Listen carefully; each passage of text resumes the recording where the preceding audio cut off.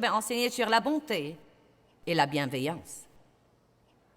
Bonté et bienveillance. Quelle est la différence entre les deux? Elles m'ont l'air pareilles. Eh bien, la bonté est plutôt l'attitude avec laquelle nous vivons, et la bienveillance est plutôt les choses que nous faisons, je crois, à cause de cette attitude de bonté que nous avons. Peut-être que vous êtes né une personne gentille, avec une personnalité douce, et le fait d'être gentil avec les autres vous vient très naturellement. Mais je crois que la grande majorité des gens n'est pas comme ça. Et la bonne nouvelle est que nous pouvons changer. Que tout le monde dise « je peux changer ». Je ne change pas juste parce que j'essaye de changer, mais je peux changer parce que Dieu m'a équipé dans mon homme intérieur à ma nouvelle naissance d'une graine de tout ce merveilleux fruit. Maintenant, si vous avez une graine, elle produira une bonne récolte, mais vous devez la planter, vous devez l'arroser et la protéger des mauvaises herbes, et vous devez travailler avec. Dieu m'a si radicalement changé au cours des années que j'ai marché avec lui que franchement, je ne suis même plus vraiment la même personne que j'étais. Et je sais que beaucoup d'entre vous ont eu la même expérience. Combien d'entre vous peuvent dire que Dieu vous a tellement changé? Combien d'entre vous sont beaucoup plus gentils qu'ils ne l'étaient? Amen. Combien d'entre vous aiment faire des choses pour les autres maintenant? Savez-vous à quel point c'est étonnant de pouvoir dire, en vous rappelant comment vous étiez auparavant, rappelez-vous un instant, de pouvoir honnêtement dire que vous aimez vraiment faire des choses pour les autres maintenant. Très étonnant. Galates 5, 22. Mais le fruit du Saint-Esprit, le travail que sa présence au-dedans de nous accomplit, est l'amour, la joie, le contentement, la paix, la patience, caractère égal, tolérance. Cela veut dire que vous pouvez supporter beaucoup. La bonté, la gentillesse, la bienveillance, la fidélité, la douceur, qui est l'humilité, et la maîtrise de soi. Contre de telles choses, il n'y a pas de loi qui puisse accuser. Même le diable lui-même aurait du mal à trouver à redire si c'est comme ça que vous marchez systématiquement. Rappelez-vous que la chose sur laquelle nous focalisons se développe et mûrit et grandit dans notre vie.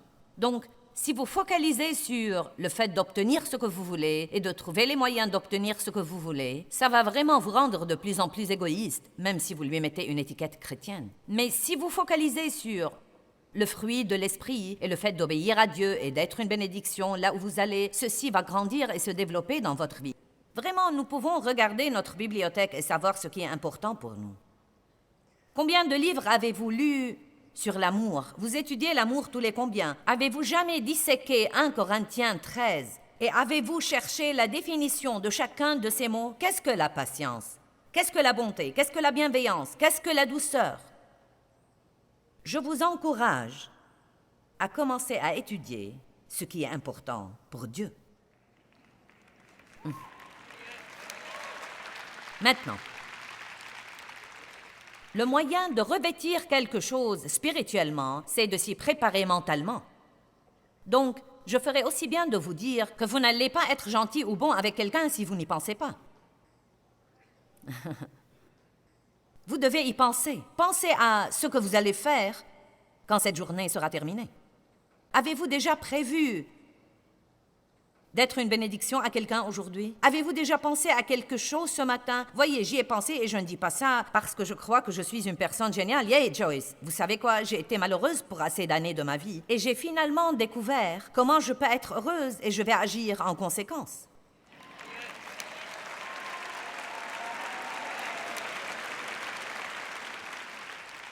Faites un plan pour être une bénédiction. Planifiez d'avance que quand quelqu'un vous offensera, vous allez immédiatement lui pardonner. Projetez d'avance d'être prompte à pardonner. Projetez d'avance de donner des choses, de complimenter les autres, d'encourager les autres. Levez-vous le matin et pensez bien, Seigneur, voici mon but aujourd'hui. Partout où que j'aille, je ne sais pas combien de personnes je vais voir aujourd'hui, peut-être 15, 20, 25, mais chaque personne que je vois, je veux lui dire un petit quelque chose qui l'aidera à se sentir un peu mieux qu'elle ne l'était avant de me rencontrer. Combien d'entre vous peuvent comprendre que plus vous arrêtez de penser à vous, plus vous vous libérez? La chose la plus grande dont Dieu m'a libérée est moi. Non, mais ma vie était juste moi. J'en avais vraiment assez de moi. Il y a quelqu'un ici qui en a assez de lui, qui va au-delà de lui. Eh bien, vous pouvez faire ça, mais croyez-moi, vous devez le faire exprès. Exprès. Pas quand vous en avez envie.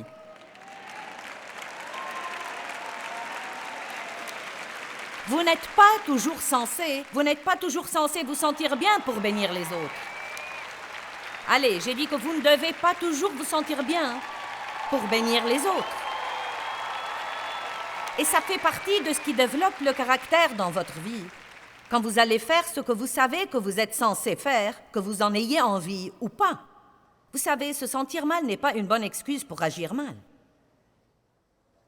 Quand était la dernière fois où vous vous êtes assis pour projeter d'être bon ou d'être bienveillant? Nous devons faire un plan pour ces choses. Le moyen de revêtir l'amour, c'est de décider de marcher dans l'amour. Le moyen de revêtir la bonté, c'est de décider d'être bon envers quelqu'un. Le moyen de revêtir la bienveillance, c'est de décider d'avance. Les gens aujourd'hui qui ne feront pas les choses comme j'aimerais qu'ils les fassent, je ne vais pas faire pression sur eux, je vais juste leur dire « pas de problème ». Les gens ont assez de pression dans le monde. Nous ne devons pas y ajouter. Le diable fait pression sur les gens, nous ne devons pas l'aider. Amen. Vous feriez aussi bien d'être heureux, car je ne vais pas changer mon message.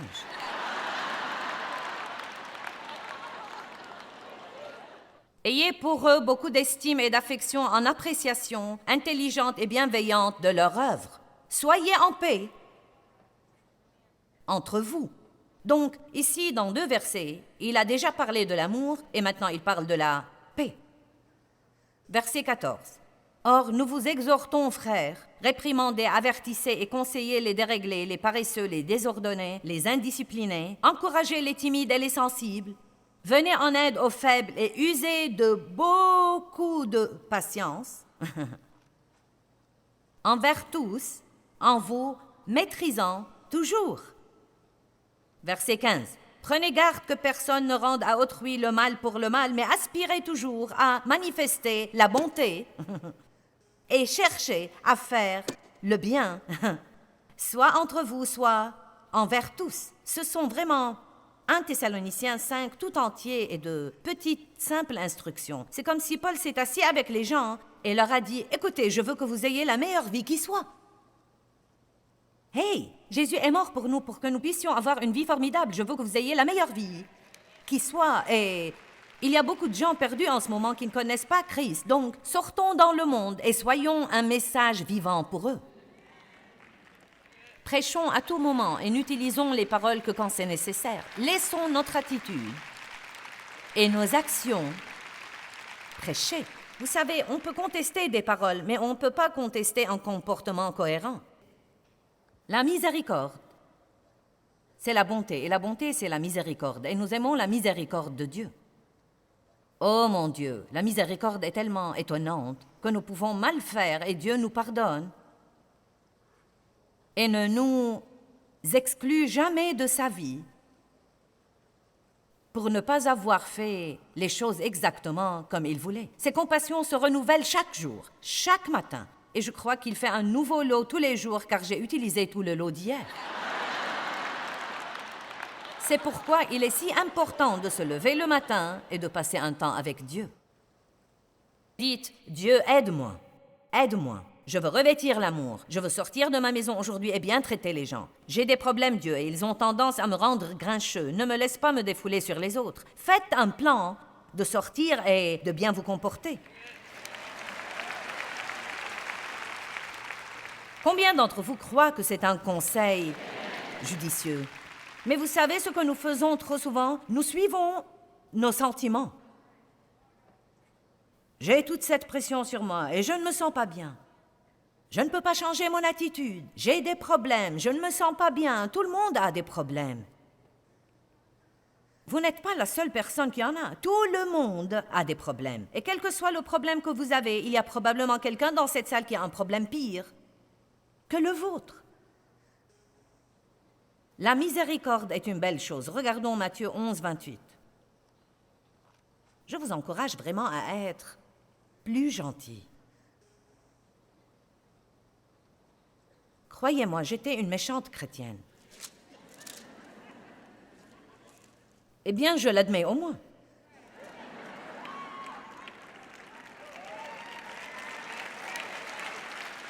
Et ce n'est pas parce que vous avez un visage d'église et que vous le mettez quand vous arrivez à la porte d'église.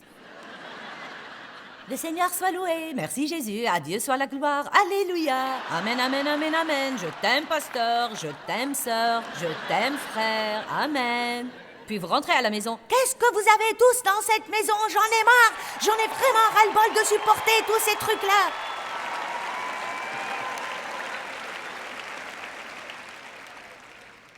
Je me souviens que je me tenais debout à côté de Dave dans l'église en levant mes mains, en chantant des cantiques et en me disant « S'il croit que je vais lui faire quelque chose à manger aujourd'hui, il se trompe lourdement. » Tout ce qu'il fait, c'est de regarder un match de football après l'autre et moi, je fais tout le travail par ici et j'en ai marre de ça.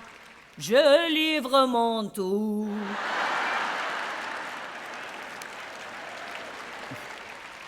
Ça vous rappelle quelqu'un?